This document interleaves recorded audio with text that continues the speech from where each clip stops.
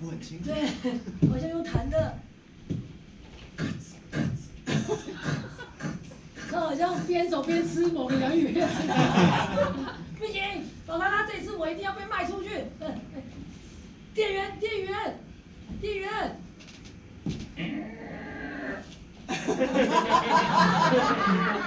走出去又走进来了。哎，我都一直不卖我们两个，该卖我们了吧？啊，看起来很好吃。看起来很好吃吗？我觉得你的容量看起来容量不够，我来拍拍你，到底里面有多少含量？很多。有没有很多？哦，不错。那这个我也来。烂掉。哦，之前有被枪打过的。的确是，但是我们现在卖的最好的是那个另外一间那个洋芋片啊，品客啊，把品客推出来。你在找我们啊？他的声音。这么烂声音我还卖得好，我不相信的。你没听到那声音吗？那是鸭肉品客。你看我品客，我这个罐子打开，有味道啊！闻到没有？闻到没有？孜然味。太恶心了啦！怎么会有人想要吃它的？一定就吃我们的。我跟你说，今天不仅要卖品客，我还要把你们两个给处理掉啊！你是说销毁？销毁机里面很可怕的一个。我管你销毁机的声音，听听看销毁机的声音，听看销毁机的声音。一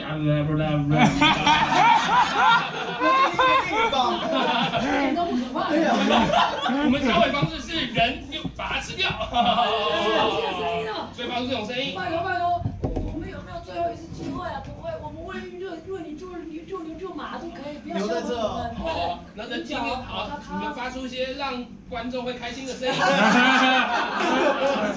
这要求太高了。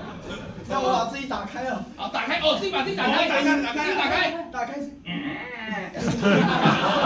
那个门声关好，门声关了。店员门关了。再一次。我狗肉口味的。什么口味的？哦，好，跑路啊。那我也可以。好，我打开，然后拿出一个金牛角。金牛角最好吃的就是把它捏碎的时候的那个脆感。哦，好。好棒啊！我捏捏看。潮掉了，所以直接把你拿去销毁。